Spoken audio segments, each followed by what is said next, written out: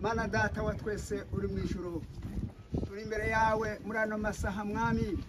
Mbere ya byose turagushima, tugushimiye yuko uyu muteguro wari wawuteguje, kandi ubigeneye yuko aya masaha tuzaba turi hano duherekeje mwene data mu izina rya Yesu. Turabiguhimbaje ku muteguro wawe mwami.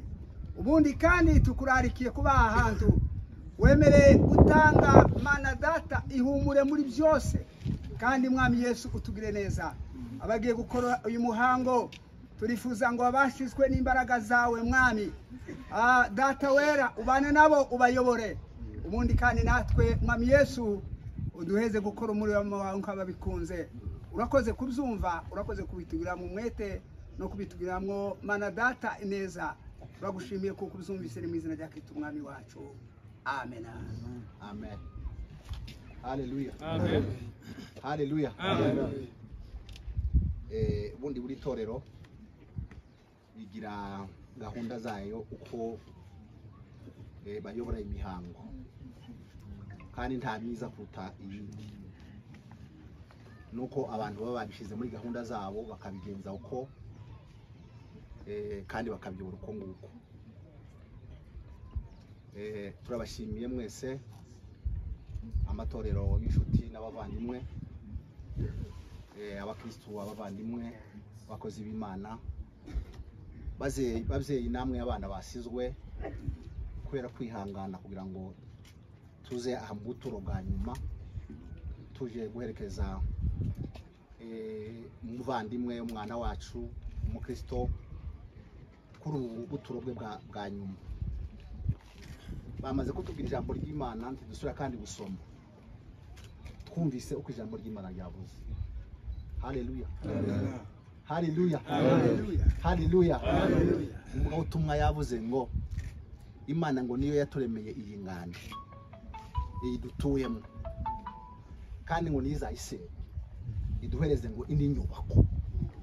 Imana ngo yubatse kandi tuje mu ijuru, tuje gutura aho hantu.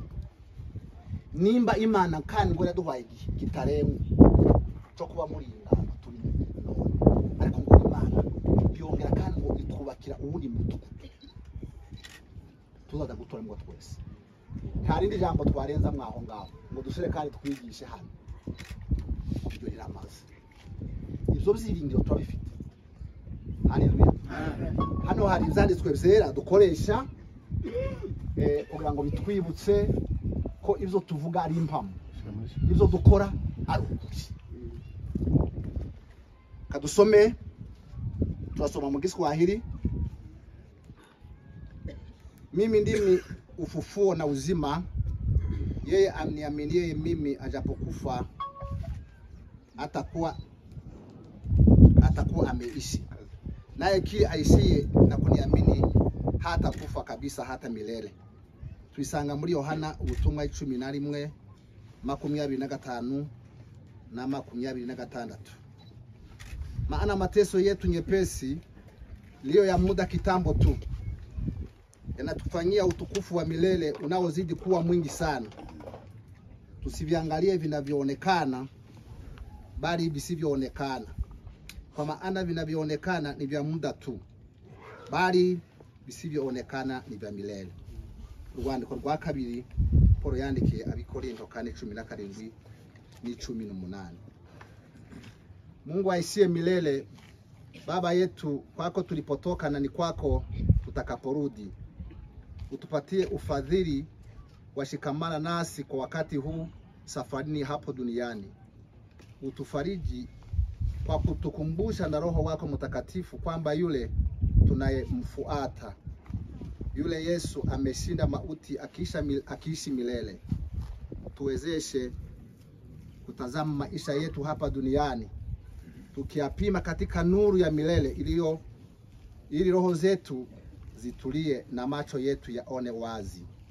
Kwa Kristo tunaomba. Amen.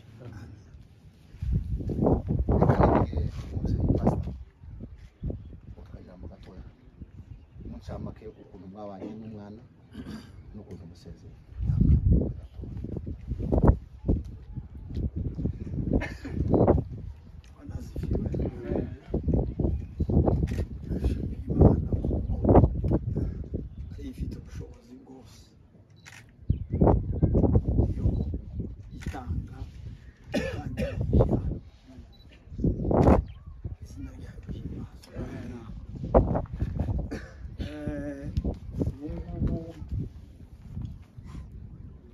ngo hano nta majambo menshi tubavugira. Ejo twaravuze, n'ubu turavuga,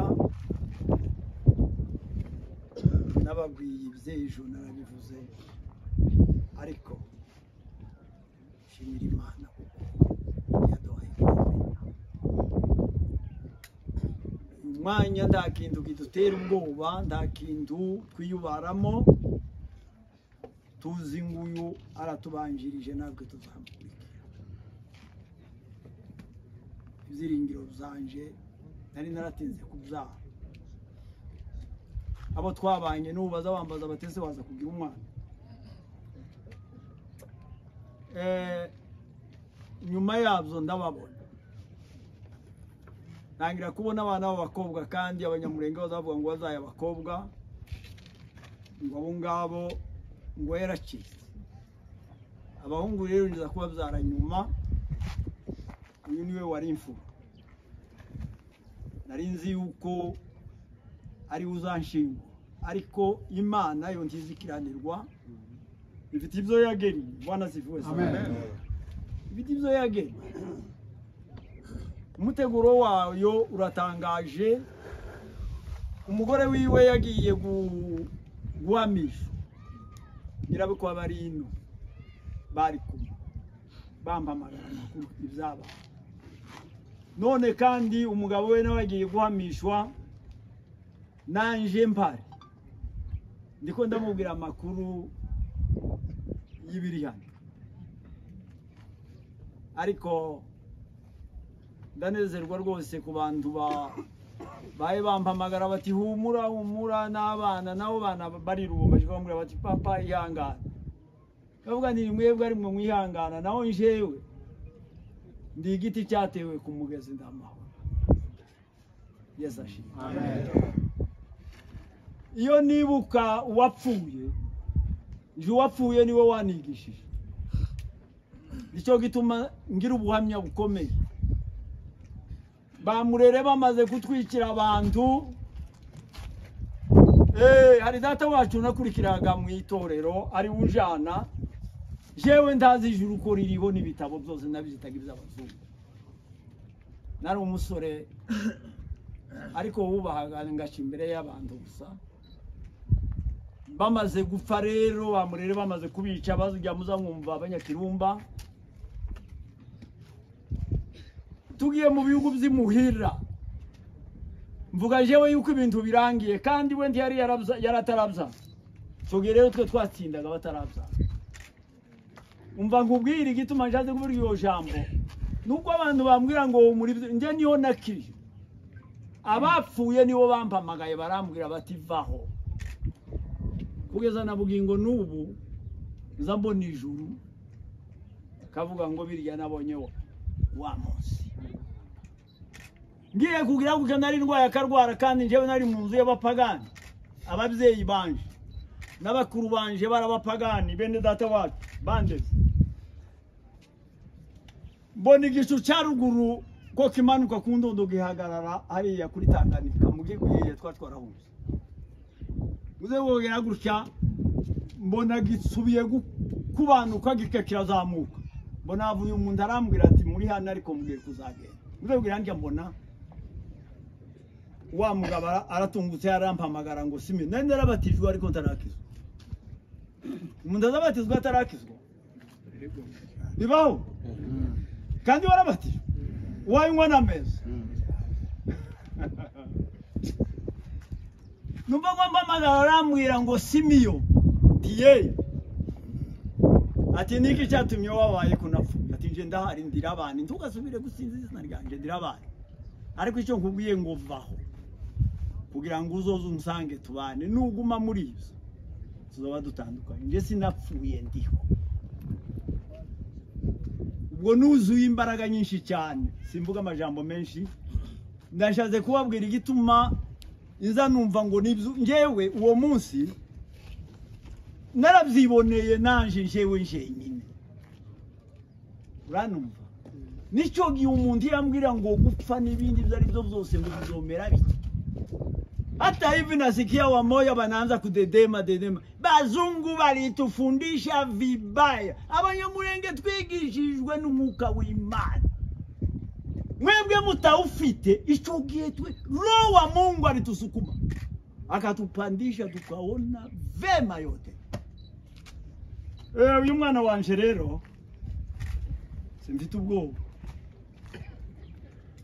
nabaza bampamagara ngo humura owe nibo ndi mugoye ese ukurampumuriza kandi wayurira. Yesu ashimwe. Amen. Nimukora imihango turanezerewe kuri mwebwe mwese abari aha ngaha turacyavuga mu ndi mwanya ngaho rero komeza. Arakoze umubyeyi kandi akaba n'umwungeri wacu ushingiye kuri izo byiringiro nuko gukomera natwe turahamya ko ibyanditswe mu ijambo ry'Imana n'iby'ijambo ry'Imana rivuga. Haleluya. Haleluya. Nubo abantu benshi bacyajenjeka mu kwizera no kumenya kandi abantu bagatekereza ko gukizwa bazakizwa handi atari ku Mana. Burya gukizwa n'ibanga ritangaje kandi ndi wakwishushanya ngo use n'abakijijwe udakijijwe nta muntu wakwishushanya nta muntu wakwishushanya ngo ase n'abantu bakijije bakiriye akiza k'Imana atagafite uwakiriye agakiza agira azagaragara Imana izimugaragaza akagaragara kuko yakiriye akiza k'Imana. Reka dukomeze ijambo ry'Imana riravuga ngo mimi ndiye ufufuo na uzima yeye aniaminie mimi ajapokufa atakufa anaishi, ajapokufa atakuwa anaishi. Naye kila aishie na kuniamini hata kufa kabisa hata milele.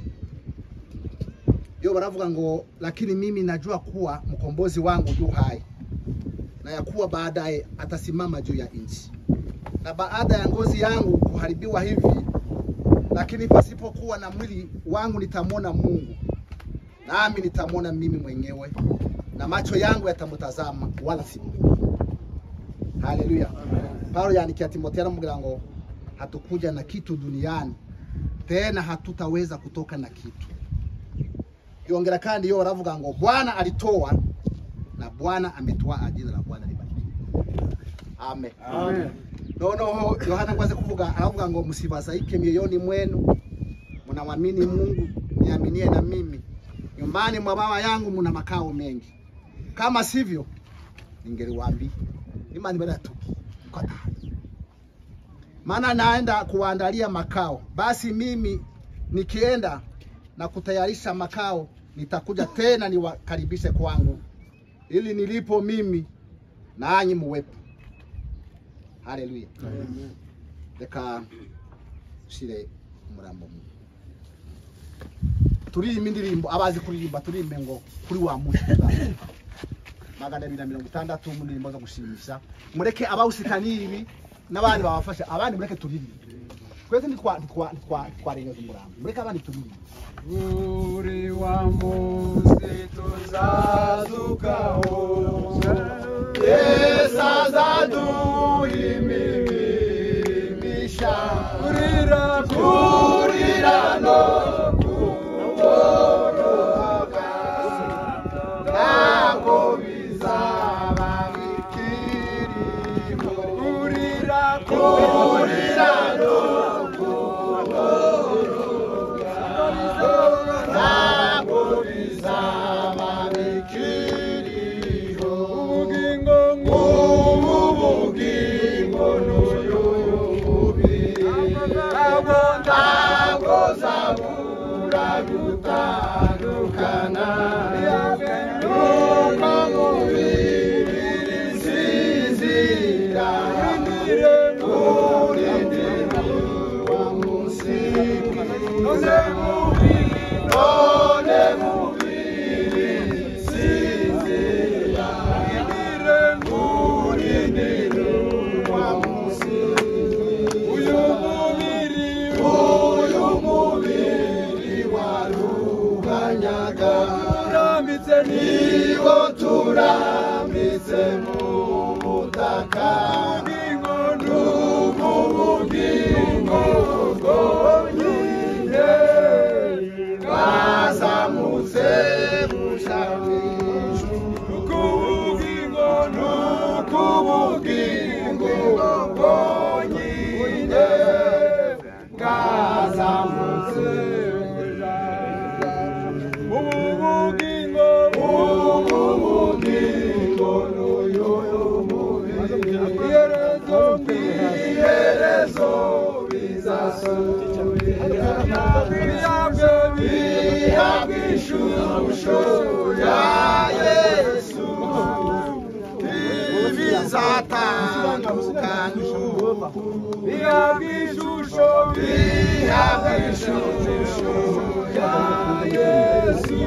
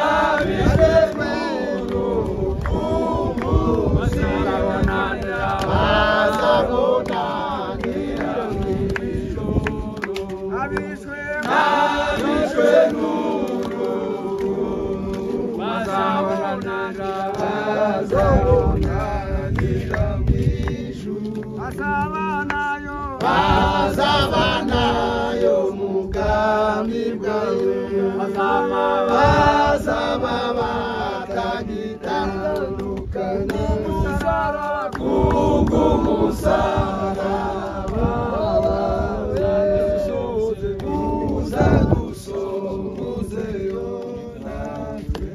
haleluya haleluya. Kasabe abakozi bahagararana abapastori ari mu muje imbere abasore mwakoze akazi kanyu hanyuma bafite mawa bayazanye.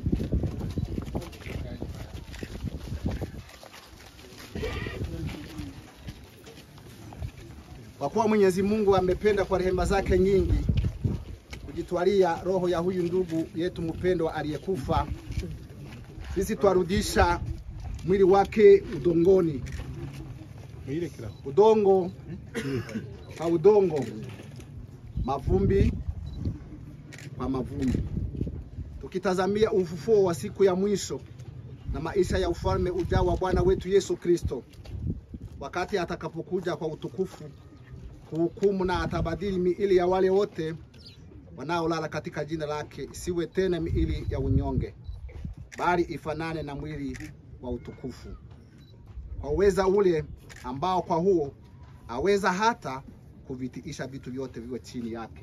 Amen. Amen. Mweza bakozi ereze basiremwo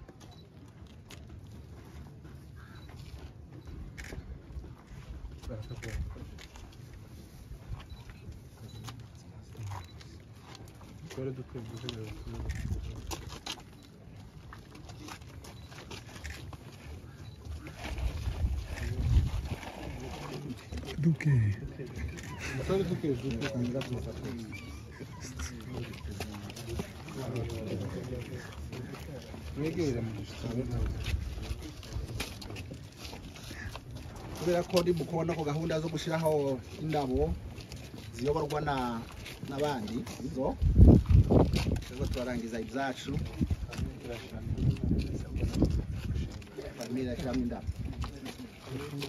famira shiramwe indabo ababyeyi nibaza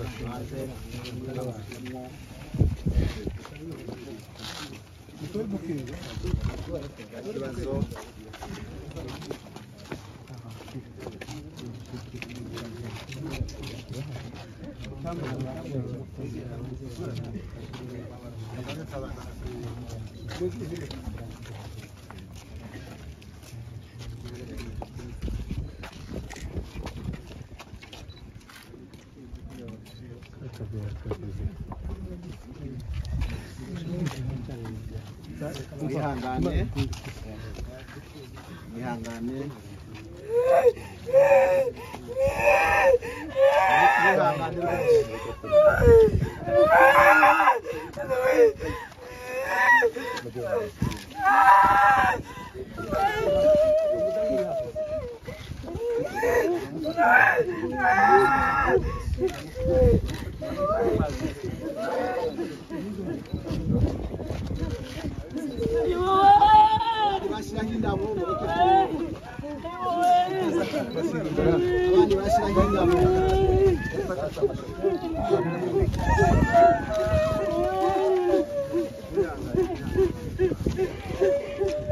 turangiza gahunda zacu abandi bashyiraho indabo egara kashushi nimba ari hafi yitegura hafi